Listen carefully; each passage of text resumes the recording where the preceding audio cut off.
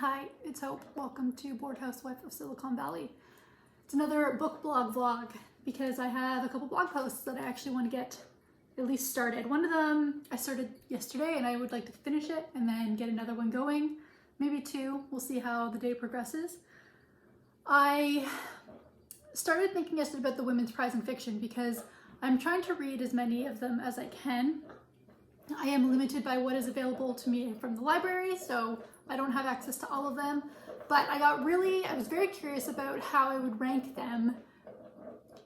If having access to these books was no problem, which ones would I go for? And so that is what we are going to write about today. I'm pretty excited about it. I have a pretty good idea of the list. I'm gonna go through it once more because like I said, I started this post yesterday, but let's get myself logged into my blog. She's in, okay.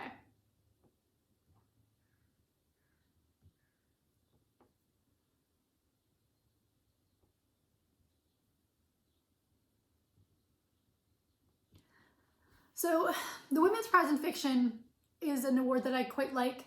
I also really like watching people's predictions videos. The long list, that's my coffee, so we will be doing that very shortly. The long list was announced about 2 weeks ago now, maybe? What's the date today? Oh, an ant. We are having such an ant problem. There's so much rain in California right now that I swear all the ants have decided to try to find dry ground and they're finding them in our house, and it's driving me nuts because I can't find their point of entry. I have no idea where they're coming in. Anyways, when was it announced? So 2 weeks ago now, the long list was announced. But the build up to the Women's Prize I also quite enjoyed because a lot of people were giving their predictions, which just gives you a list of books that are, if they sound intriguing, worth checking out. And so I like the whole build up and process, and then I like the list because a lot of the times, particularly this year I had read 4 of the books on the list, but I hadn't even heard of most of the other ones that were being nominated, which made me very happy. But there were a couple of big names that I had anticipated would be on. One was Demon Copperhead by Barbara Kingsolver. It is no surprise. I've talked about that book. I've written about that book. I absolutely love it.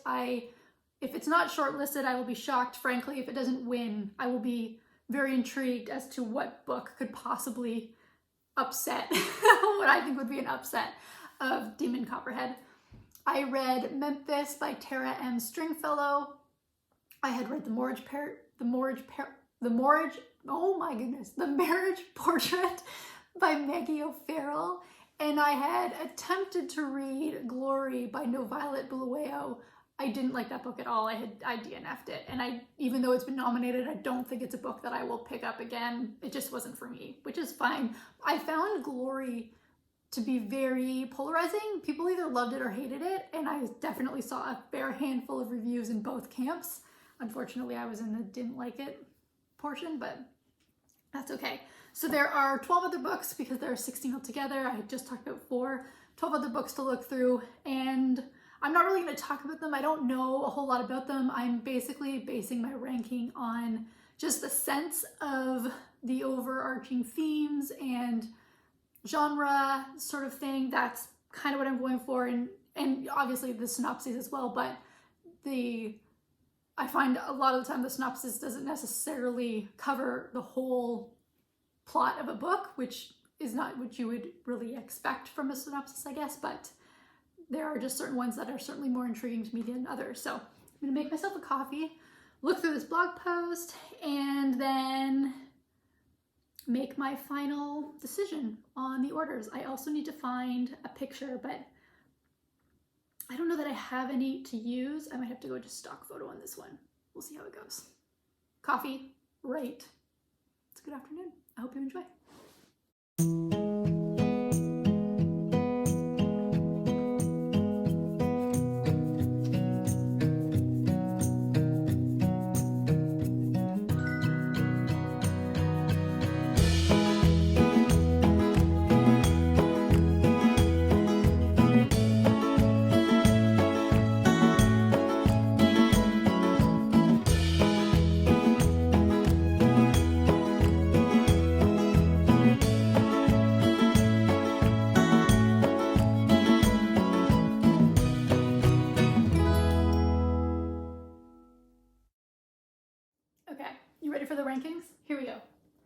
Number 1, Demon Copperhead by Barbara Kingsolver. Yes, I have read it, but I anticipate that it is going to be my favorite.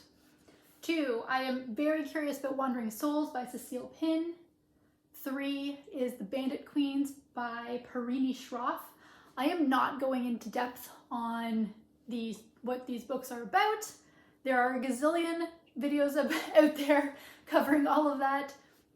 That's not what this is.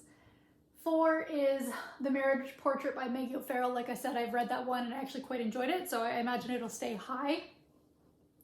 Number 5 is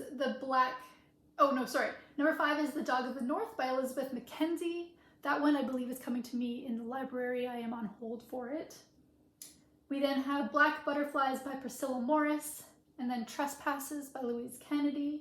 So Trespasses by Louise Kennedy is interesting because I believe it's historical fiction, and it's based on something called the Troubles. And I think is that the Catholic Protestant conflict in Ireland? Is that what the Troubles is? I think, but I could be making a terrible assumption. And you know what they say about assumptions, or assuming. But there we go. Memphis by Tara M. Stringfellow, which, as I said, I've already read that book and I enjoyed it. It wasn't, obviously it's number 8, so it's not like it was a favorite book of the year or anything, but still, definitely a good book.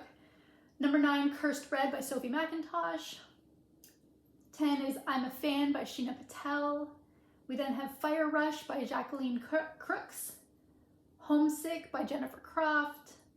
13, Pod by Laline Paul. Now this one is particularly interesting because it's apparently being told by the perspective of dolphins, which is fascinating. Although she has, I guess, written a book called The Bees, which is done in the perspective of bees, and it's received quite a bit of praise. Maybe won a couple of awards, or was up for an award or two. I'm not sure, but just an interesting premise. At 14, we have Stoneblind by Natalie Haynes. I actually have that book sitting on my shelf right now. I am going to be getting to it quite soon, but it is number 13 on my list. It's a Greek mythology retelling, and those aren't normally my favorite types of books, but I will give it a shot. 15, Children of Paradise by Kamila Gradova. I think this is about a theater and workers in a theater, and while stories of people are really interesting to me, movies and theater, like movie theater, does not interest me in any way. I'm not a big movie watcher, and so that is number 15 on the list, unfortunately. If I was to ever be able to get a hold of it, I would still definitely try it out. It is not one that my library has though, so unless my library picks it up in the next couple weeks or so, it's not likely going to stay on my radar. And the number 16 is Glory by No Violet Bluego, because as I said previously, I DNF'd it, and I saw it on the library shelf today, and I thought, oh, do I give it another shot? But no, I don't think I do. So there we go. So I think this blog post is just about done. It does need a picture, but I need to go into Canva and work on a couple of things, and I actually think I need to take a couple pictures in order to create it, because I have an idea of what I want to do. I will do that either later today or tomorrow, because I need to use my iPad, and you are on my iPad right now. So what I'm going to do now is I am actually going to work on ranking my interest in the International Booker Prize, which is going to be a lot more challenging because there weren't a ton just off when I was watching somebody's video on it, there weren't a ton that really immediately grabbed my interest. So I will be curious to know how it pans out when I do a little bit of my own research on the books that are being nominated or have been nominated for that award. So there we go. That was my interest in the Women's Prize for Fiction, and we're now going to move on to a post on the International Booker Prize. So should be a good time for us bookish nerds out there. Let's get started, shall we?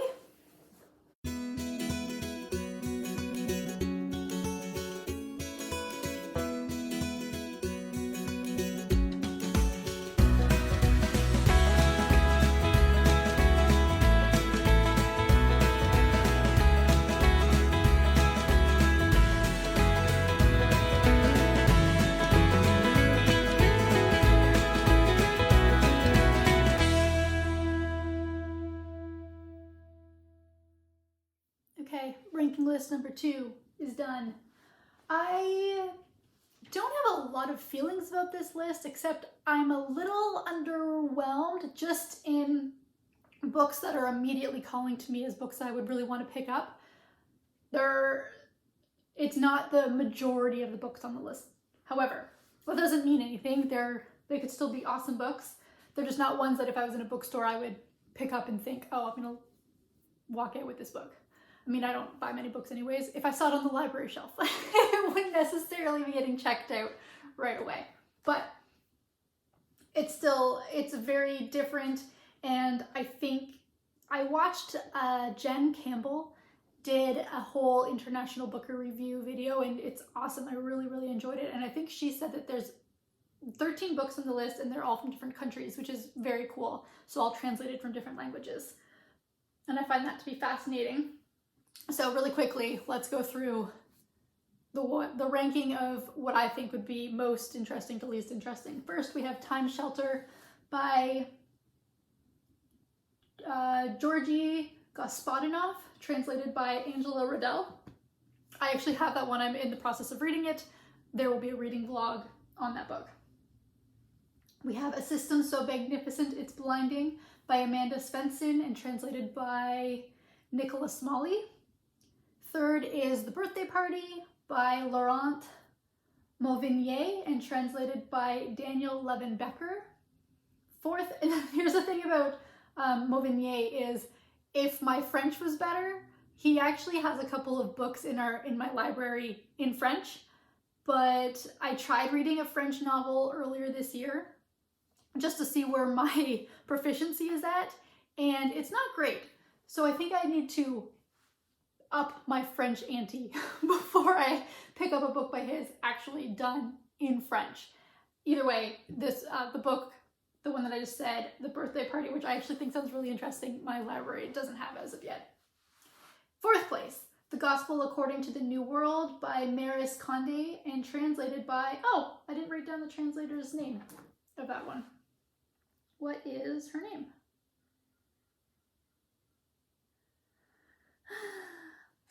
The Gospel According and translated by Richard Philcox.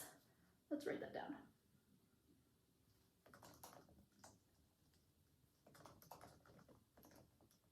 All right. Crisis averted. Well, crisis. Number 5, Ninth Building by Yu Jingzai and translated by Jeremy Tiang. Number 6, Jimi Hendrix Live in Lviv? Lviv. I don't remember how to pronounce that. Lviv. I don't think that's it. That's absolutely not how you pronounce it, but that's how I'm saying it. By Andrei Kirkov and translated by Ruben Woolley. Number 7, Standing Heavy by Gauss and translated by Frank Wynne. Number 8 is Mother Dead by Vigdis Horth and translated by Charlotte Barsland. 9, Pier by Perumal Murugan and translated by Anirudhan Vasudevin.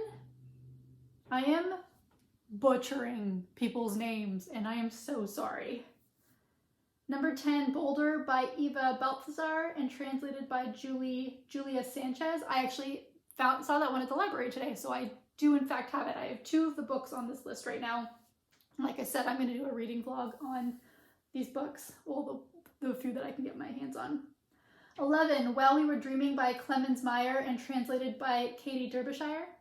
12, Stillborn by Guadalupe Natal and translated by Rosalind Harvey. 13, Whale by Xian Myung Kwan and translated by Chi-Young Kim. Whale is at 13 because, first of all, it's the only book on the list that I had ever heard of. But I had heard mixed things, and then, as I said, I was watching Jen Campbell's reading vlog on reading a bunch of the books from this list, and she really didn't like it, and she was talking about kind of the humor and the story, and I have zero interest in picking up the book. I am not a big fan of the juvenile humor and stuff that she was saying was pretty prevalent in the book, and so it's just, even if it was one that I could get my hands on, I don't think I would pick it up. But there you have it. Those are my rankings for this list. I, like I said, don't know how many of them I'll actually be able to read. So this list could very well just be speculative for all of time, because I'll never be able to validate what I think versus what I actually think. I'll never be able to validate what I predict I'm going to think versus what I actually think, just due to access to the books that are on this list. But still, it was a good time. And I've got like one mouthful of coffee left. You know, we've been at this for a little bit. That's good. Oh, coffee's not cold, so been at it long enough. Anyways, that is it for just a little very casual, very short book blog vlog. I was maybe going to write a couple book reviews, but I think I'll do those next week. Get a few books together and do a longer session of writing. I think for now what I'm going to do is finish this up. I'm going to have to get a picture together for this as well, but I'll worry about that tomorrow or Monday maybe. I'm going to read some of Time Shelter, and yeah, I think that is what's going to happen. And enjoy the sun. By enjoy the sun, I just mean have the blinds open, because it's still not warm enough to be outside. What time is it? 3? I have my Toronto Maple Leafs play at 4 o'clock today, and I get it live, so I'm going to be watching that. Thank you, ESPN+. And that is the rest of my day. Anyways, I hope you guys are all having a spectacular one yourselves. And let me know, first of all, library readers out there, how successful are you at getting your hands on books, on prize lists? Because I'm surprised with how few my library has sometimes, but maybe that's normal. I'm not really sure. And I know you can put requests in for libraries to purchase books, but I haven't done that. A lot of the time I'm not that compelled to do that action, but I guess if there was ever something I really wanted, I could try it. But I've never had. Has anybody tried? What's your success rate on requests for libraries to purchase books? But what are you interested in? What have you read? What's fun? No spoilers, but tell me which ones are definitely worth my time. I'd be very curious to know. Anyways, as I said, I hope you're all having lovely days, and I will see you in the next one. Bye.